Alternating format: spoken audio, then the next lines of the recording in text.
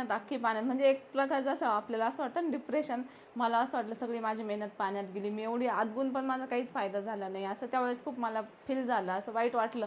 माझी मेहनत पूर्ण वाया गेली. पण 1.5 वर्षात मी ना खूप जणांचे बोलणे घालते, मम्मीचे, पप्पाचे, माझ्या मिस्टरांचे, सासू सासऱ्यांचे.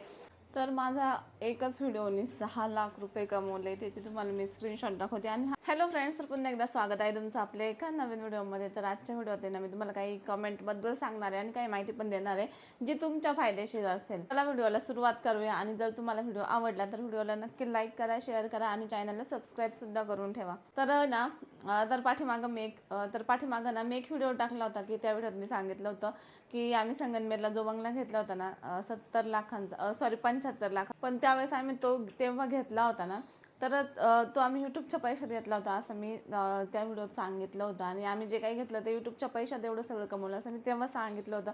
तर एक ताईची कमेंट्स होती की शक्यच नाही का एवढा 75 लाखांचा बंगला शक्यच नाही यूट्यूबच्या पैशामध्ये घेणं, आणि खरंच यूट्यूबकडून एवढे पैसे येतात का. खूप जणांना माहितीच नाही का यूट्यूबकडून किती पैसे येतात. हे 70 लाख तर काहीच नाही, काही लोक तर महिन्याला 70 लाख कमवतात. काहींना काय होतं, ते व्हिडिओ बघतात पण त्यांना या गोष्टीची माहितीच नसते. तर हा आकडा त्यांना खूप वाटतो की खरंच एवढा यूट्यूब पैसे देतो का. माझ्या एका व्हिडिओच्या अर्निंग ऐकून तुम्हाला म्हणजे खरंच वाटणार नाही की खरंच एका व्हिडिओने एवढे कमवले असेल. एक व्हिडिओ इतका कमवतो का.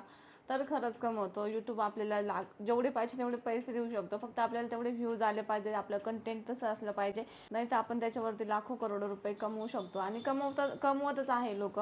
असे खूप यूट्यूबर आहे जे महिन्याला करोडो रुपये अर्निंग घेतात, लाखो रुपये तर घेतातच, हजारो रुपये घेतात. जसे तुमचे व्ह्यूज असेल तसं तुम्हाला पेमेंट होतो. आणि पेमेंट हे 9,000च्या पुढेच असतं. मग तुम्ही तो कितीपर्यंत तुमचे जसे तुम्हाला व्ह्यूज येतील तसं तुम्हाला पेमेंट हे यूट्यूब देत असतं. विचार करा, एका व्हिडिओचे 6 लाख येऊ शकतात, तर असे किती व्हिडिओ आपले जर व्हायरल गेले तर आपल्याला त्या व्हिडिओचे किती रुपये येऊ शकतात. त्याच्यामुळे हा 75 लाखाचा बंगला तर काहीच नाही. असे खूप लोक महिन्याला कोटी रुपये पेमेंट घेतात. तर काहींना असं वाटेल अरे बापरे, यूट्यूबवरून एवढा पैसा कमवला, पण हे इतकं सोपं नसतं. याच्या पाठीमागं खूप मेहनत असते. भेटले याच्या पाठीमागं खूप मेहनत करावी लागते. लगेचच्या लगेच हे यूट्यूब आज व्हिडिओ टाकला आणि व्ह्यूज आले आणि लगेच आपल्याला भरमसाठ पैसे आले असं नसतं. ही खूप आहे ना वर्षापासूनची मेहनत असते. माझी खूप वर्षाची मेहनत होती. मी 2018 पासून व्हिडिओ टाकते, म्हणजे 2018 पासून मी यूट्यूब चॅनल ओपन केलं होतं. 2018 पासून मी यूट्यूब चॅनल ओपन केलं होतं. त्याच्यानंतर मला 1-2 वर्ष व्ह्यूज येण्यासाठी गेले, म्हणजे 1-2 वर्ष माझे असेच गेले. म्हणजे मी फुकट व्हिडिओ टाकत राहिले आणि समोरच्याला असं वाटायचं का, अरे ही व्हिडिओ टाकते 1 रुपया येत नाही, तर किती वेळ वाया जात असेल. म्हणजे माझा खूप वेळ वाया जायचा व्हिडिओमध्ये. पण मला कुठेतरी आशा होती की एक ना एक दिवस मला पैसे यूट्यूबकडून भेटन. तर मी असं करत मेहनत करत गेले, खूप व्हिडिओ टाकले. आता माझे 2-3 हजार 3-1 हजार व्हिडिओ आहे. आणि 3,000 व्हिडिओ टाकणं म्हणजे इतकं सोपं नाही. असं नाही की एक व्हिडिओ टाकला आणि मी खूप पैसे कमवले. 3,000 व्हिडिओसाठी मला खूप मेहनत घ्यावं लागली. तेवढे मला ब्लाऊज डिझाईन्स बनवावं लागल्या, शिवावं लागल्या, त्यांची एडिटिंग करावं लागली, रात्रीचं जागावं लागलं. आणि हे सगळं वाटायला खूप सोपं वाटतं, पण जेव्हा आपण व्हिडिओ बनवतो ना तेव्हा कळतं की किती डोकं दुखतं, डोक्याची डायरेक्ट म्हणजे तेव्हा कळतं की आपल्या डोक्याला किती त्रास होतो, मेंदूला किती त्रास होतो, डोळ्यांना किती त्रास होतो. त्याच्यानंतर हे कुठेतरी आपल्याला सक्सेस भेटतं. एवढं सोपं नसतं व्हिडिओ बनवायचे आणि पैसे आले. नाहीतर किती लोक आहे आजकाल याच्यामध्ये, भरपूर लोकांना माहिती यूट्यूबवरून पैसा भेटतो, तर सगळ्यांनीच कमवले असते. पण तेवढी आपल्याला त्रास पण सहन करावा लागतो, मग कुठेतरी आपल्याला ते पैसे भेटतात यूट्यूबकडून. खूप मेहनत घ्यावी लागते आणि हे समोरच्याला ऐकून काहीच वाटत नाही. आता मी सांगते की तुम्हाला वाटतं काही नाही मेहनत घेतली असं, पण जेव्हा तुम्ही स्वतः व्हिडिओ बनवशाल, एडिट करशाल, आज मी कोणता व्हिडिओ बनवू, काय बनवू, डिझाईन कोणती बनवू, लोकांना काय आवडेल, याच्यावरती खूप विचार करावा लागतो. कंटिन्यू डोक्यात ठेवावं लागतं यूट्यूब, तेव्हा आपल्याला यूट्यूबचा पैसा भेटतो. आणि जसं आपण जॉबला जातो ते तर एक ठरलेली टाईम असते, ठरलेल्या टायमात आपण जॉबला जातो, ठरलेल्या टायमात आपण घरी येतो, बाकीचा वेळ आपल्याला भेटतो. तसं यूट्यूबचं नसतं. यूट्यूबचं कंटिन्यू डोक्यात ठेवावं लागतं की कोणता व्हिडिओ बनवायचा, काय बनवायचं, कशी एडिटिंग करायची. आजकाल तर खूप जास्त ट्रेंड निघाला शॉर्ट व्हिडिओ, मग सगळे शॉर्ट टाकतायत, आपण पण त्याच्याच पाठीमागं जायचं का, मग लोकांना शॉर्ट आवडतं. म्हणजे असं वेगवेगळं खूप काय काय असतं. आजकाल लोक हे करतात ते करतात, मग आपल्याला म्हणजे लोक खूप युनिक काय काय करत असतात, मग आपल्याला पण युनिक करावं लागतं, त्याच्यामागं खूप मेहनत घ्यावी लागते. तर तेव्हा कुठंतरी जाऊन आपल्याला यूट्यूबचा पैसा भेटतो. इतकं सोपं नसतं यूट्यूबचा पैसा कमवणं. वाटायला वाटतं सोपं, पण इतकं सोपं नसतं, खूप मेहनत असते त्याच्या पाठीमागं. तर मी तुम्हाला थोडक्यात माझी एक स्ट्रगल स्टोरी सांगते यूट्यूबची, एकदम थोडक्यात सांगते, खूप जास्त मी हे नाही करणार. तर ज्यावेळेस म्हणजे स्टार्टिंग आणि जे लोक म्हणतात ना मॅनिफेस्ट करून तुम्हाला हे भेटेल ते भेटेल, तर ते खरंच असतं. आपण मॅनिफेस्ट केलं, जसं बोललो तसं आपल्यासोबत घडतं होतं. आणि मॅनिफेस्ट स्वप्न रिॲलिटीमध्ये बघितले ना, खरंच स्वप्न खरी घडतात. तर मॅनिफेस्ट करत जा. तर मॅनिफेस्ट केल्याने खरंच आपले स्वप्न पूर्ण होतात. तर स्टार्टिंगपासून मी तुम्हाला सांगते. तर मी माझ्या लग्नाच्या आधीपासून स्टोरी सांगते तुम्हाला शॉर्टमध्ये. मी जेव्हा कॉलेजला जात होते तेव्हा कॉलेजचा खर्च खूप असायचा. म्हणजे मी BScला कोपरगावला जात होते, त्यावेळेस आमच्या इथं गावामध्ये एक याचं कॉलेज नव्हतं BScचं, तर त्याच्यामुळे इथून कोपरगावला जाणं तर खर्च म्हणजे बसचं भाडं वगैरे हे ते.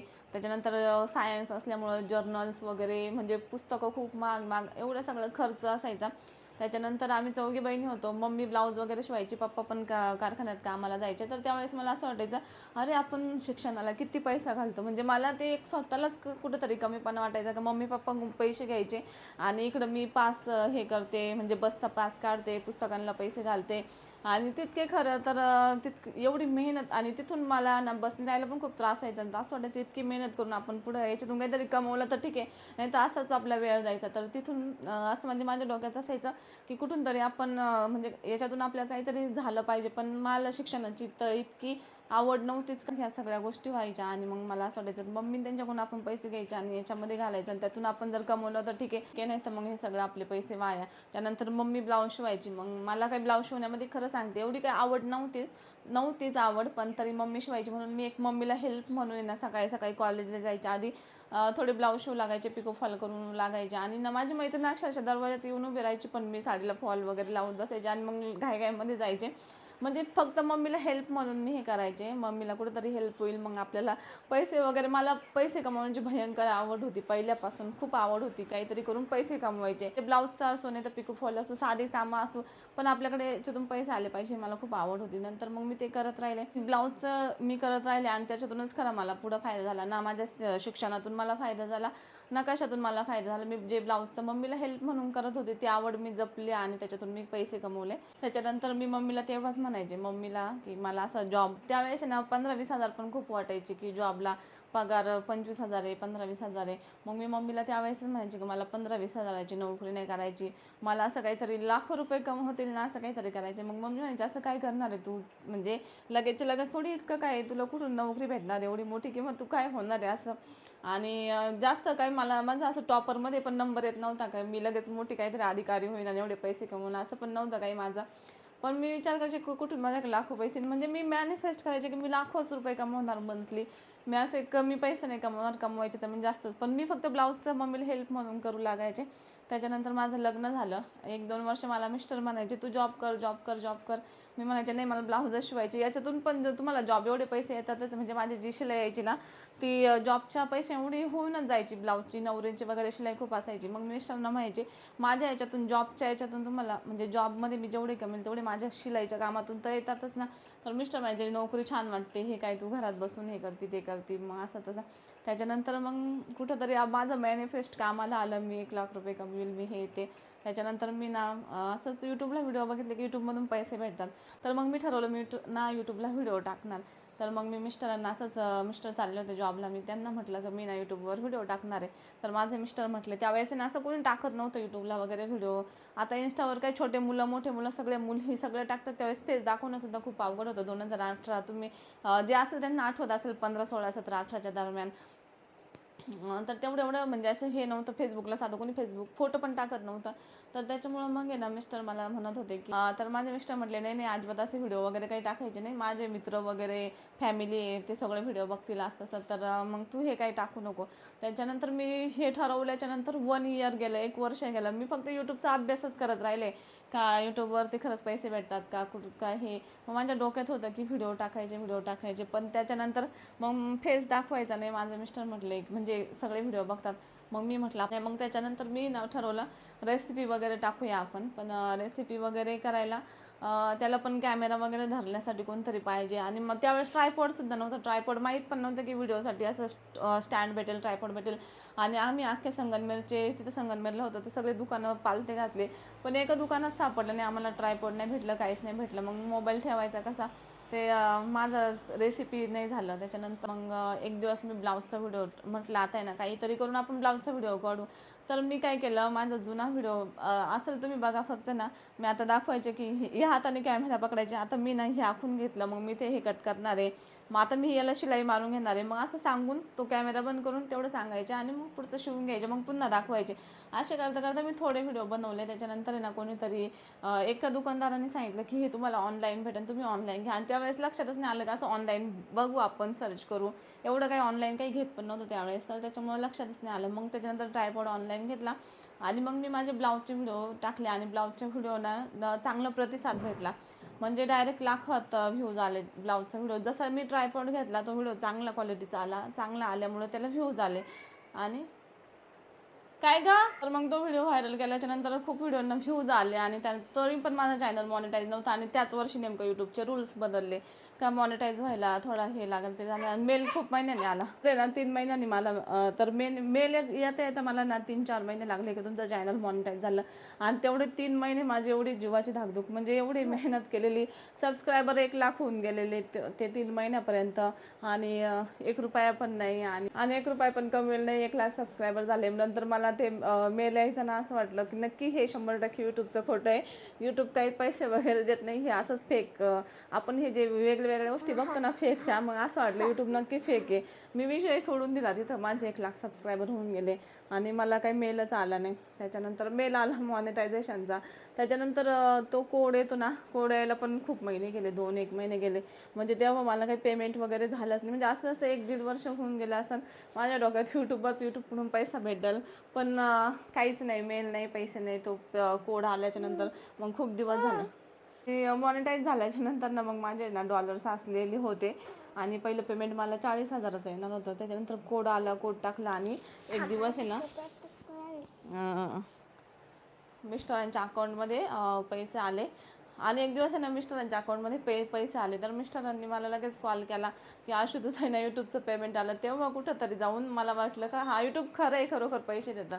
म्हणजे ज्यावेळेस डॉलर्स असलेले होते तेव्हा पण खोटं वाटत होतं की नक्की हे खोटंच असणार आहे. आणि त्यातल्या त्यात यूट्यूब जेव्हा सुरू करायचं होतं ना मला, त्यावेळेस माझ्याकडे मोबाईल नव्हता, साधा मोबाईल होता आणि मला कॅमेऱ्याचा फोन घ्यायचा होता. आणि आता कसं आपल्याकडे घरातच 7-8 मोबाईल असतात, त्यावेळेस एक मोबाईल घेणंसुद्धा म्हणजे खूप हे वाटायचं. 2018चा काळ असाच होता, म्हणजे कोणाला आठवत असेल त्यावेळेस तर तर तर त्यावेळेस एवढं मोबाईल घेणं पण म्हणजे खूप हे वाटायचं असं. आणि मग आहे ना फायनली मी माझे स्वतःचे शिलाईमधले मी ना असे 8-1 हजार रुपये साचवले आणि एक मोबाईल घेतला.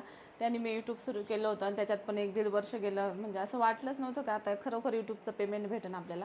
एवढ्या 1.5-1 वर्षानंतर एवढ्या मेहनतीनंतर मग म्हणजे एवढ्या मेहनतीनंतर तो 40,000चा आकडा ऐकला, पेमेंट आलं, खूप भारी वाटलं. म्हणलं चला आताशी आपलं काहीतरी झालं आहे म्हणून इथून मागं. म्हणजे 1.5 वर्षात मी ना खूप जणांचे बोलणे घालते, मम्मीचे, पप्पाचे, माझ्या मिस्टरांचे, सासू सासऱ्यांचे, सगळ्यांचे बोलणे मला घ्यावं लागायचे. कारण माझं लक्ष फक्त यूट्यूबकडे असायचं. म्हणजे मी व्हिडिओ बनवायचे, एडिटिंगला वेळ जायचा, ब्लाऊज शिवायचे आणि खूप असं सगळ्यांचे बोलणे घालते का. आणि त्याने डोळे पण माझे खराब झाले खरं सांगते. ते मला नंबर पण लागला एडिटिंग करू करू, सारखा फोन बघू बघू आणि एडिटिंगला खूप वेळ जायचा. आणि त्याच्यानंतर मग मला असं वाटलं हे नक्कीच खोटं आहे यूट्यूब, आपली मेहनत अख्खी पाण्यात. म्हणजे एक प्रकारचं असं आपल्याला असं वाटतं ना डिप्रेशन, मला असं वाटलं सगळी माझी मेहनत पाण्यात गेली, मी एवढी आदबून पण माझा काहीच फायदा झाला नाही, असं त्यावेळेस खूप मला फील झालं, असं वाईट वाटलं, माझी मेहनत पूर्ण वाया गेली. पण नंतर ज्यावेळेस पैसे ज्या दिवशी आले त्या दिवशी खूप भारी वाटलं. आणि तिथून पुढं खरी स्टोरी चालू झाली. आणि 1-2 पेमेंटच्या नंतरच आम्ही ना एक बंगला बघितला लगेच. म्हणजे आमची खूप माझी डेअरिंग पहिल्यापासून खूपच असायची. एवढ्या 2च पेमेंट झाले, एकदा 40,000चं झालं, एकदा 80,000चं झालं. म्हणजे असे करता करता 1-1.5 लाख रुपये आले. पहिलं पेमेंट तर आम्ही इकडे तिकडेच दिलं, म्हणजे गावाला इकडे तिकडं. नंतर तिसरे पेमेंट आले. मग मिस्टरांना म्हटलं ही सगळे आपले पैसे ना असेच वेस्टेज जाईल, आपण काहीतरी करू या पैशामध्ये. मग नंतर एक घर बघितलं आम्ही, लक बाय चान्समध्ये. खूप घरं बघितली आधी, खूप घरं भेटानाच, इतके फ्लॅट वगैरे काहीच भेटाना. पण जे आपल्या नशिबात असतं ना, आपण मॅनिफेस्ट करतो आणि ते आपोआप भेटतं आपल्याला. तर बाय चान्स एक त्यांना गरज होती, त्यांना घर विकायचं होतं, नवीन नवीन घर होतं. आणि मग ते घर आम्ही घेतलं. ते म्हटले आम्हाला तुमच्या आता जेवढे पैसे असतील तेवढे तुम्ही आम्हाला द्या, नंतर हळूहळू करून तुम्हाला जेव्हा द्यायचे तेव्हा द्या, आणि मग तेव्हा तुम्ही तुमचे पैसे दिल्याच्यानंतर तुम्ही घर नावावर करून घ्या. तर मिस्टरांना म्हटलं चला मग आपण असंच करू, आता स्टॅम्प पेपरवर वगैरे सगळं लिहून घेऊ आणि ते घर आपण घेऊ, तिथं राहायला जाऊ आणि पैसे आल्याच्यानंतर लगेच आपण नावावर करून घेऊ.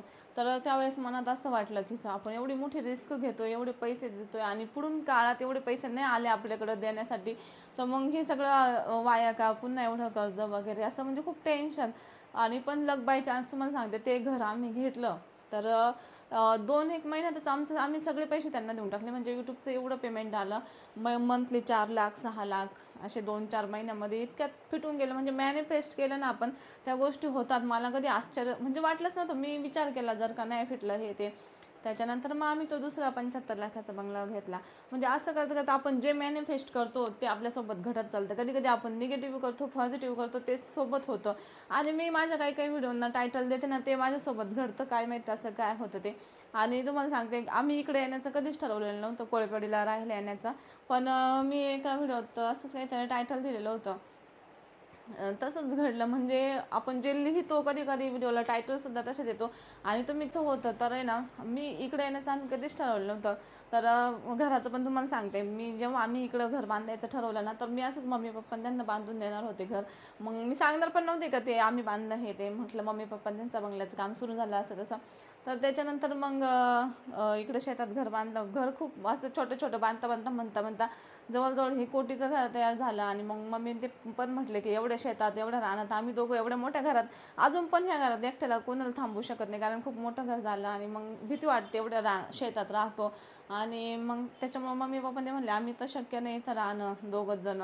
मग आम्ही इकडं सेटल झालो. म्हणजे असं म्हणजे आपण कधी कधी मॅनिफेस्ट करतो, कधी कधी ह्या गोष्टींना आपल्याला विचार. आणि हे मी कधी मॅनिफेस्ट केलं होतं की आमचा ना खूप मोठा बंगला असावा. मी हे सांगते तुम्हाला, मी लग्नाच्या आधी मॅनिफेस्ट केलेलं होतं की ना मम्मी पप्पा म्हणजे आमचा इथं कोळपेवाडी गावात आहे ना खूप मोठा बंगला असावा असं तसं.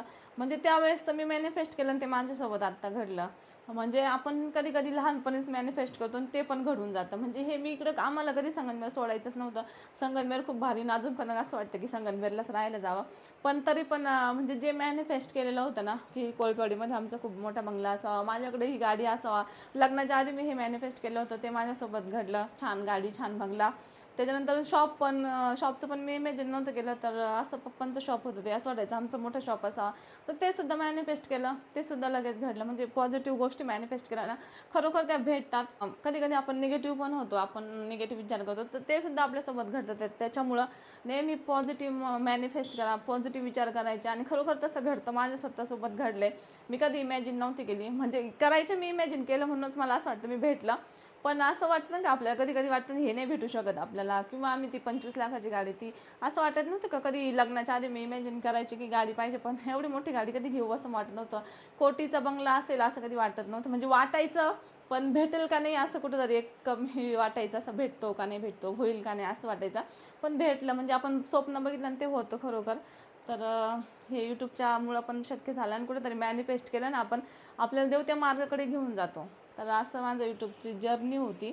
आणि काही लोकांना असं वाटतं की नुसतं आम्ही आमचंच नाही केलं, आमच्या गावाकडचे पण यूट्यूबच्या पैशात बरंच काय काय केलं. काही लोक सगळे व्हिडिओ बघतात, त्यांना माहिती आहे सगळंच. मी सांगत नाही बसत, व्हिडिओत खूप मोठा व्हिडिओ होईल. तर व्हिडिओ आवडला तुम्हाला, यूट्यूबची जर्नी आवडली असेल.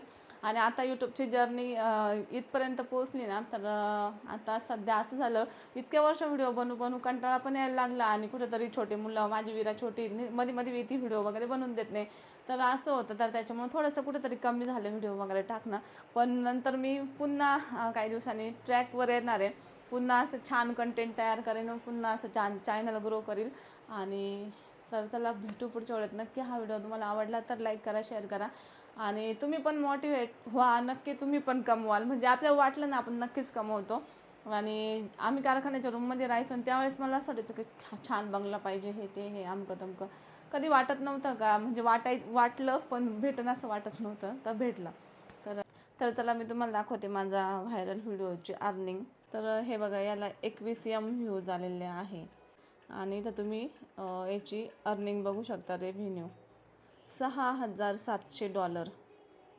आणि आता डॉलर रेट तुम्ही बघत असतील 93-94 असं काहीतरी आहे. पण हा जुना व्हिडिओ आहे, तर आपण 90नीच पकडूया. तर हे बघा, 6,700चं डॉलरचा हिशोब 6,03,000 रुपये होतो.